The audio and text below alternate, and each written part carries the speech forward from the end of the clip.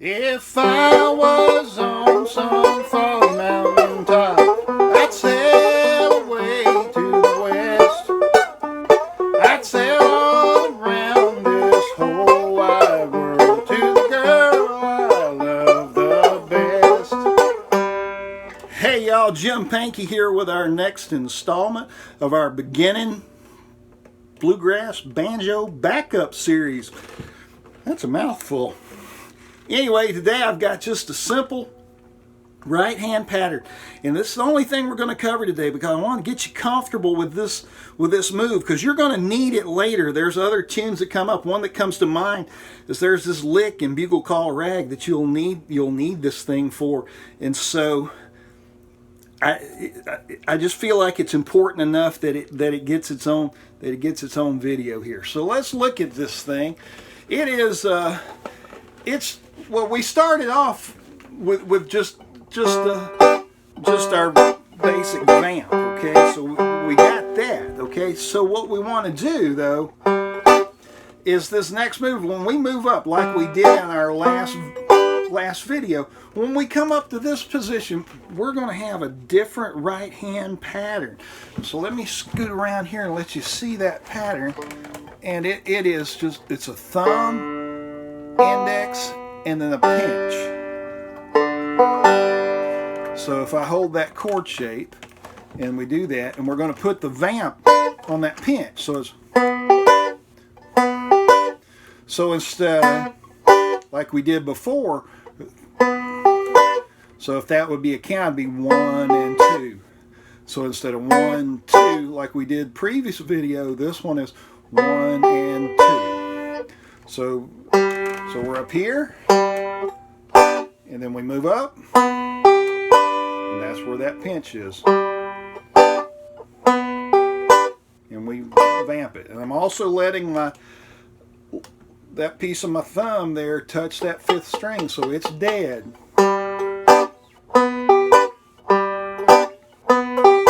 Now, I do that when I'm playing by myself or in a small group, especially if I don't want the banjo's 5th string to ring, because if I don't do that,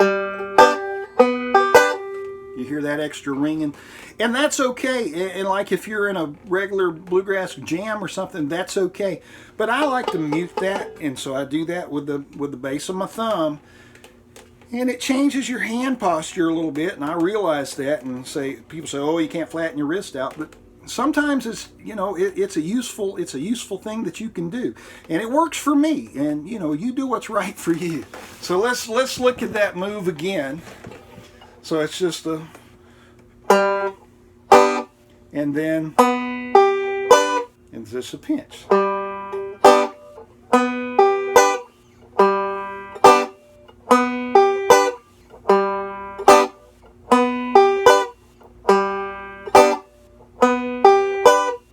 So in the context of the song, that's going to be my every other measure. And I did the same thing in C. So remember, you got your C, and we counted 1, 2, 3, 4. Swap this 2 top fingers. Same thing. So C, C, C, C, and then we do the same thing in D. So you got your D. Count up 4. 1, 2, 3, 4. Swap the top. And then that gives you your D. So G, C, D, G. Now, obviously, you don't have to do that for the whole song. You can decide. So you can say, all right, when I go to G, I'm going to do this. I'm going to do the sound. And then when I go to C, maybe I'll just vamp.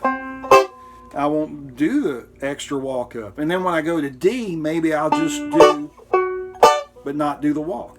That's totally up to you. This is where you get to decide how you want to back up the flow, or how the backup wants to flow. I mean, and you can feel that. And you get, some songs like a different way of the backup flowing, and so you get to choose this. So let's look at this one more time. So if I was on some foggy mountaintop, I'd sail away to the west. I'd sail all around this whole wide world to the girl I love the best. But you could do, if I was on some foggy mountaintop, I'd sail away to the west. I'd sail all around this whole wide world to the girl I love the best. Now here's your little tidbit.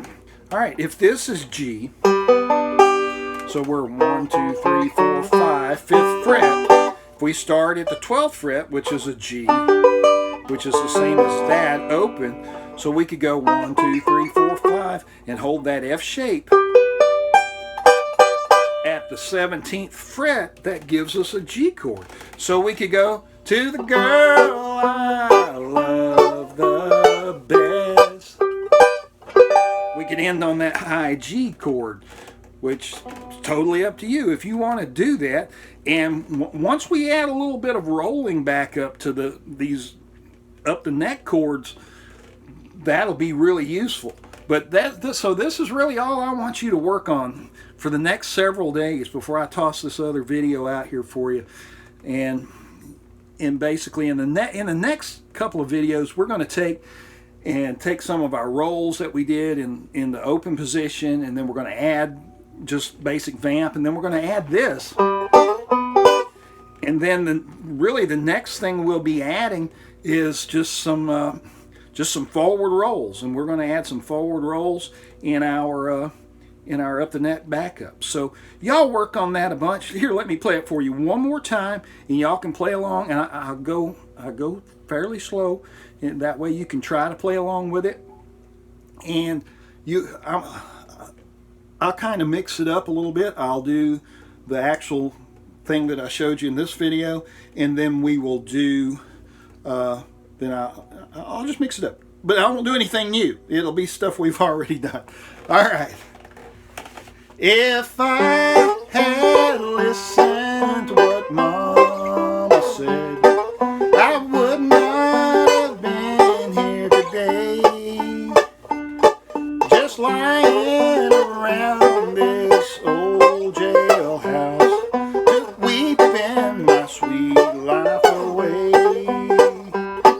If I was on some foggy mountaintop, I'd sail away to the west. I'd sail all around this whole wide world to the girl I love the best. All right, y'all practice that a bunch. Get comfortable with it. Don't cheat. You get this stuff down, and don't rush through it. I mean, it's pretty doggone important. So you get it down smooth and where you don't have to think about it. Thinking slows you down.